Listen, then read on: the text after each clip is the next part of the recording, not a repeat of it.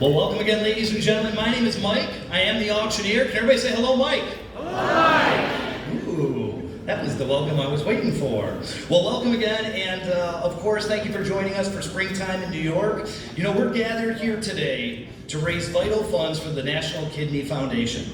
And for those of you that, of course, already know, and for those of you that may not know, they are an activist organization that is patient-focused. They're constantly, relentlessly advocating for better quality of life and outcomes for every single kidney patient. First and foremost, we have to thank our presenting and our sponsor today. Our presenting sponsor is Donnelly Mechanical, and I want to place a special thank you to Dan Donnelly for being our presenting sponsor. So let's give him a big round of applause. I'd also like to take a moment to thank our champion sponsors, who are the Discovery Communications, Greenberg Traurig, and of course, the Casamidas family. So ladies and gentlemen, please put your hands together for them as well. Tonight, we are honoring 3 extraordinary members of the local kidney community for their work in living donation and in public health education. The first award tonight is the Chuck Fruit Award of Excellence.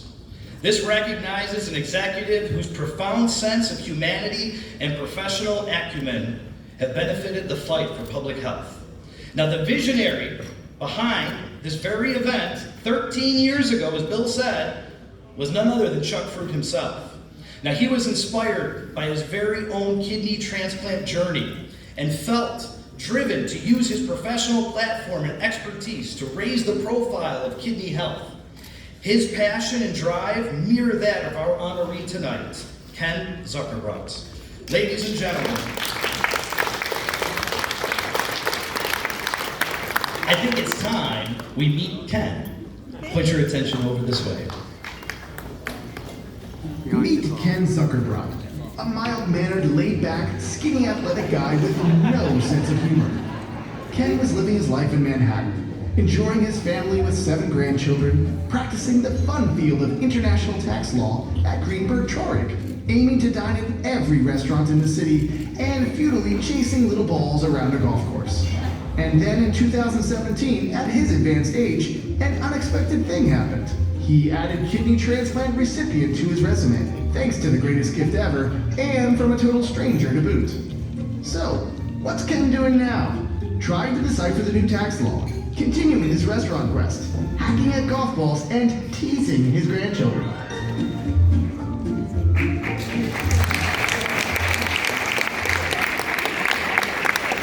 I know he's got many friends and family in the room. Ladies and gentlemen, help me welcome to the stage, with a thunderous round of applause, your recipient of the Chuck Fruit Award, Mr. Ken Zuckerbrot.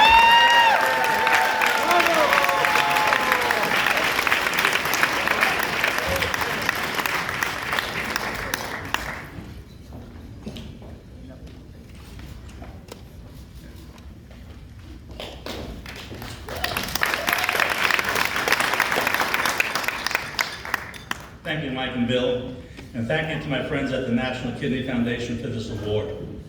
Although, to be honest, I have no idea what I've done to earn this award. I'll trust your judgment. I appreciate the introduction, although these days I seem to be known more often as the father of Tanya Zuckerbrot. Tanya, who is here tonight, is the famous dietitian and creator of the F-Factor diet. And earlier this week, she was honored at the Crohn's and Colitis Foundation luncheon. Crohn's. That's one of my diseases. You know, I've tried to spread my medical business equally around New York City. No, I took one open heart surgery to New York Presbyterian and another open heart surgery to Mount Sinai. I took my gallbladder to Weill Cornell and left without it. So I thought I should share my medical needs and insurance, courtesy of Greenberg Traurig, with the outer boroughs. So I chose Montefiore for my kidney transplant. I keep switching hospitals, hoping to find one that'll begin giving frequent flyer miles. You know, speaking of Montefiore, here tonight is the affable and extraordinary talented surgeon who stuffed the new kidney into a new part of my body, Sandy Greenstein. Stu Greenstein, sorry. Thank you, Stu. And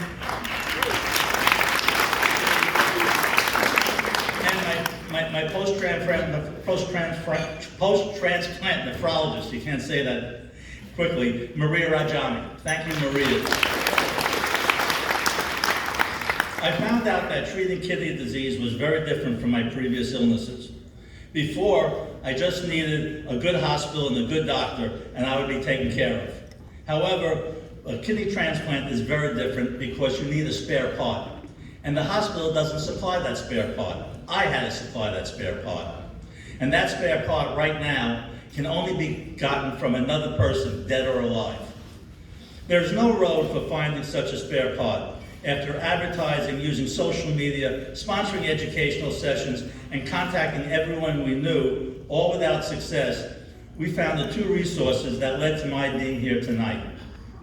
MatchingDonors.com is a website, much like dating, where potential donors and kidney patients exchange information on their website. The amazing Paul Dooley, founder and CEO of Managing Donors, helped facilitate my search for a donor. Paul's here with his wife Carol. I don't know where they are, but thank you, Dooleys. Then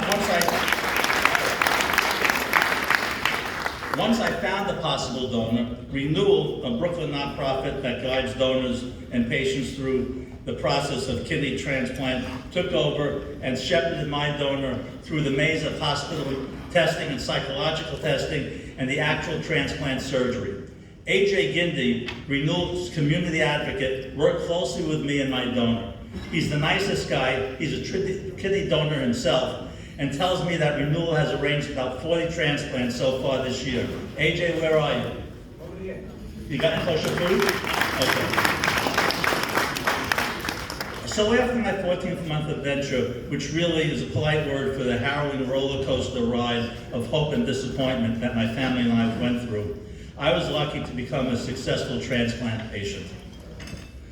The experience, though, has changed me. Why should anyone have to go through such hell to obtain life-saving medical care? So many kidney patients aren't as lucky as I. During the 3 hours of tonight's gala, 3 people will die for want of a spare part. That's tonight.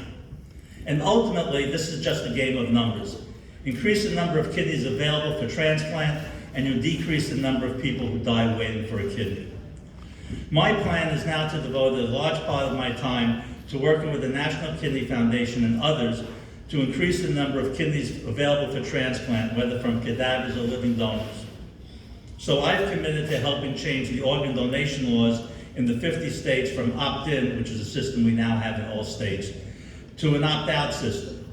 Most European and South American countries use an opt-out system, and they experience relatively short or no waiting lists at all. In New York, the waiting list for a new kidney is 11 years. That is obviously totally unacceptable. Without doubt, everyone is presumed to be a donor unless they decide not to be, and the waiting time is reduced to near zero. During my discussions with the NKF, I learned that many cadaver kidneys bound for a transplant patient never get there. For example, a patient's medical condition could change right at the time and there's not an alternate recipient, or there are other problems in transportation. Decreasing the number of these so-called discarded kidneys will obviously increase the number of patients who can get transplants. Just last week in Baltimore, a kidney was flown by drone to the hospital where it was successfully transplanted. This is just one example of the strides being made in maximizing the use of donated kidneys. NKF is leading in the research to reduce the number of discarded kidneys.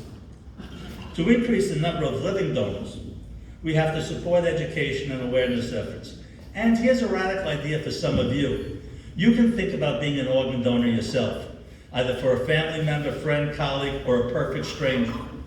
Kidney donors tell me there is no greater joy than giving the gift of life. And I can tell you there is no greater joy than receiving the gift of life. If you can't consider doing what my donor did, you can certainly consider providing financial support to the National Kidney Foundation. I'll tell you what you cannot do. You cannot sit on your ass when kidney disease will affect 1 out of every 7 people in the United States, and that includes 1 out of every 7 people in this room. At my age and condition, I am truly lucky to have found a living donor. In case you've never met a kidney donor, you'll want to meet Kristina. She's a wonderful person with a wicked, wicked sense of humor. She told me the night before the surgery that she had named her kidneys Trump and de Blasio.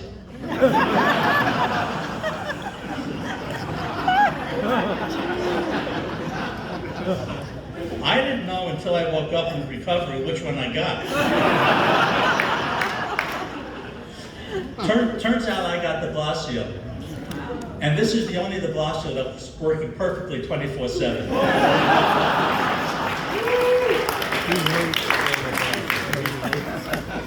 It is with more gratitude than I can ever express, and with great love and affection, that I introduce Kristina Brown to you. Kristina?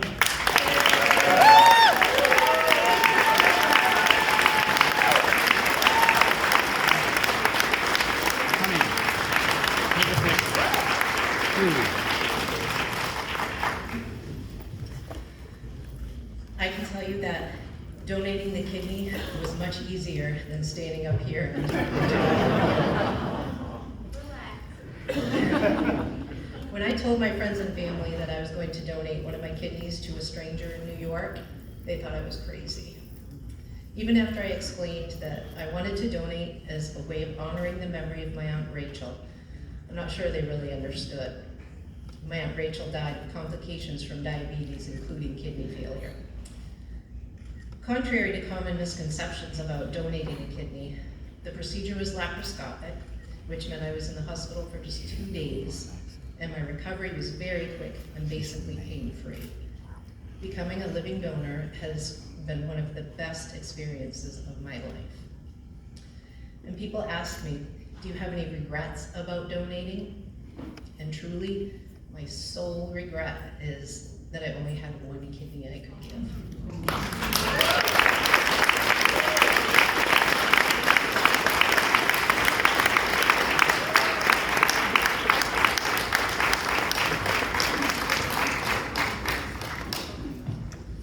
What an amazing story. Give it up for him one more time. Congratulations again, Ken. You know, as Ken said, 11 years